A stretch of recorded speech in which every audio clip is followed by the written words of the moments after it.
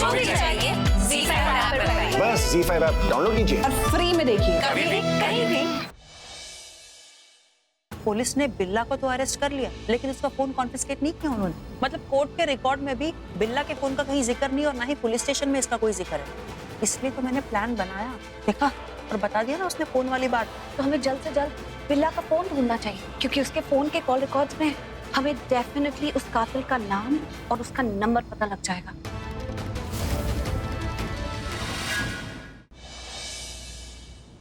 देखिए बहुत जरूरी है, मुझे एक बार बस बच्चों से बात करा दीजिए।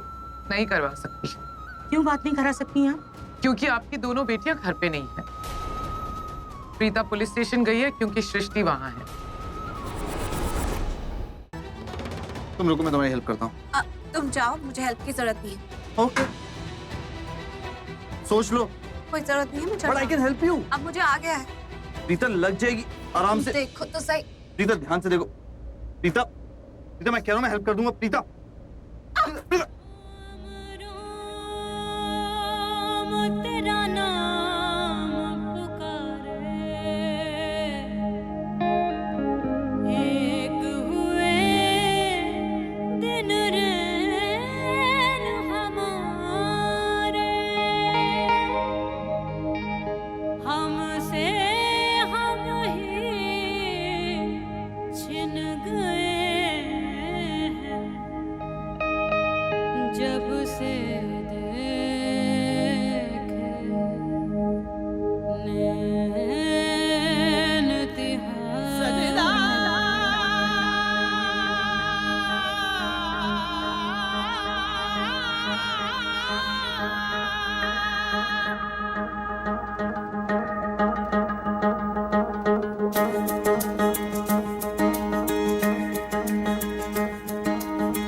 तेरी काली लकीरों से जिंद मेरी जागे, धड़कन से तेज दौड़ूं सपनों से आगे, अब जान लुट जाए ये जहां छूट जाए संग, प्यार रहे मैं रहूं ना रहूं, सजदा तेरा सजदा,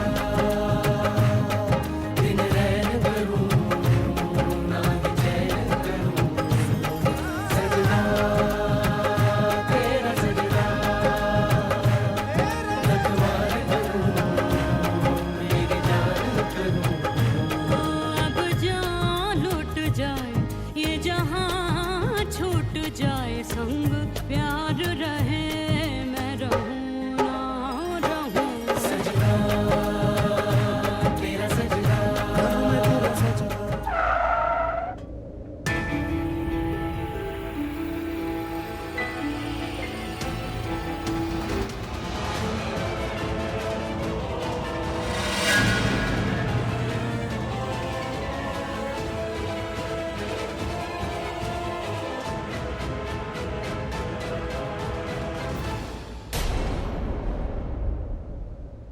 तुम भी वही सोच रही हो जो मैं सोच रहा हूँ?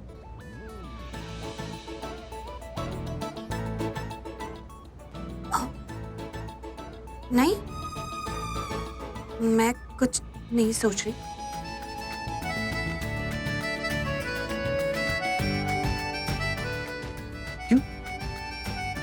तुम क्यों नहीं सोच रही? क्यों नहीं सोच रही? मतलब मैं क्यों सोचूं ऐसा वैसा? अरे सोचना, तुम सोचो।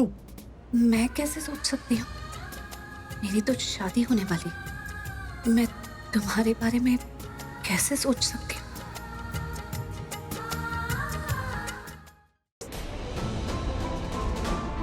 सब तेरी वजह से हुआ होगा, तेरी वजह से ही वो बेचारा पुलिस स्टेशन में। नहीं माँ, वो नहीं सरला आंटी, इसकी वजह से नहीं हुआ। ये तो अकेले बिल्ला को मारी थी। मैं ही पीछे पीछे गया और बिल्ला को मारना शुरू किया। इसकी गलती नहीं है। इनफैक्ट इसने जो किया ना, बहुत अच्छा किया। ही डिजर्व्ड इट। मैं समझ सकती हूँ एक माँ होने के नाते आप पे क्या बीतती होगी जब आपको पता चला कि आपकी दोनों बच्चियां जेल में हैं, बिना किसी कसूर के, बिना किसी गलती के। अब आइए मेरे साथ बैठिए, मैं आपको पूरी सच्चाई बताती हूँ। शिवा, पानी लिया ना? हाँ शिवा, और इनके लिए चाय नाश्ता जो भी है सब ले आना इनके लिए। आप आइए सर जी, आप मुझे ऐसे नहीं बोलना चाहिए था। आपकी जिम्मेदारी है। मैं सच में आपसे हाथ जोड़ के सॉरी बोलती हूँ जो मैंने आपको इतनी जोर चिल्लाया। आपने जो किया वो तो एक अच्छी माँ होने की निशानी है। मुझे माफ कीजिए सरला जी, मैंने आपको फोन पे कुछ नहीं बताया क्योंकि मैं जानती थी अगर मैं फोन पे आपको सारी सच्चाई बता देती तो आपको बहुत टेंशन हो जाती और मैं आपको टेंशन नहीं देना चाहती थी। दरअसल बात यह है कि आपने जब फोन किया तो महेश जी पुलिस स्टेशन ही गए थे सृष्टि और समीर को बचाने, और जिस विश्वास के साथ मेरे पति घर से निकले थे, मुझे मेरे पति पे पूरा भरोसा था कि वो बच्चों को लेके ही घर लौटेंगे। मैंने सोचा कि एक बार बच्चे घर आ जाए फिर मैं आपको सारी बात बता दूंगी, क्योंकि बाद में आपको इतनी टेंशन नहीं होगी ना। सरला जी, मैंने आपसे फोन पे भी कहा था, वादा किया था आपसे कि आप अपनी बच्चियों की चिंता मत कीजिए, उन्हें कुछ नहीं होगा। जिस विश्वास के साथ आपने अपनी दोनों बच्चियां हमारे घर भेजी, मैंने आपका वो विश्वास नहीं तोड़ा और ना ही कभी तोड़ूंगी। सॉरी राखी जी, मुझे माफ कर दीजिए। मुझे आप पे विश्वास करना चाहिए था, लेकिन मैं इतनी परेशान हो गई कि मैंने आप पर ही इल्जाम लगा दिया कि आपने मेरी बच्चों का ध्यान नहीं रखा। नहीं सरला जी, इसमें आपकी कोई गलती नहीं है। आप एक माँ हो, आपकी जगह अगर मैं होती तो मैं भी शायद ऐसे ही करती। हर माँ एक जैसी तो होती है। वैसे एक बात कहूँ, ये एक अच्छी माँ होने की निशानी होती है। आपने जिस हक से मुझसे आके पूछा, मुझे बहुत अच्छा लगा और मैंने भी उसी हक के साथ आपको जवाब दिया, क्योंकि ये दोनों बच्चियां सिर्फ आपकी नहीं है, मेरी भी बेटियां हैं। मैं भी उनसे उतना ही प्यार करती हूँ जितना कि आप उनसे करती हो। ये मेरी जिम्मेदारी है कि सृष्टि और प्रीता को कुछ ना हो, वो सुरक्षित हो, सेफ हो। वैसे माँ, राखी आंटी, हमें जेल से निकालना इतना आसान भी नहीं था। इतना बड़ा तमाशा जो क्रिएट कर दिया था मैंने पुलिस स्टेशन में। लेकिन जब महेश अंकल हमें लेने आए तो आप लोग को पता है पुलिस इंस्पेक्टर ने क्या कहा? नहीं, मैं इन्हें नहीं छोड़ सकता। क्यों नहीं छोड़ सकते? देखिए इंस्पेक्टर, हम इनकी बेल के पेपर्स लेकर आए, आप इन्हें अंदर नहीं रख सकते, आपको बेल देनी ही पड़ेगी। देखिए, मुझे डाउट है कि ये पेपर नकली है। रात होने को आई है और कोर्ट तो शाम को बंद हो जाती है। फिर ये जमानत के पेपर आपको मिले कहाँ से? इन्हें छोड़ने का तो सवाल ही नहीं उठता। और ऊपर से ये लड़की, इसका तो कोई जवाब ही नहीं है। बहुत खतरनाक लड़की है ये। मालूम है क्या किया इसने? पूरे पुलिस स्टेशन को सर पर उठा रखा था इसने। पुलिस स्टेशन में घुस करके दादागिरी कर रही थी, किसी को कुछ समझती नहीं है। एक तो नकली नाम बता करके पुलिस स्टेशन के अंदर घुस आई और उस पर हमारे एक कैदी के साथ इसने मारपीट की। बहुत रोका हमने इसे, लेकिन ये उसे मारते ही चली गई। मजबूर होकर हिट करना पड़ा इसे, वरना ना जाने और कितने लोगों को ये मारती। इसे छोड़ने का तो सवाल ही पैदा नहीं होता।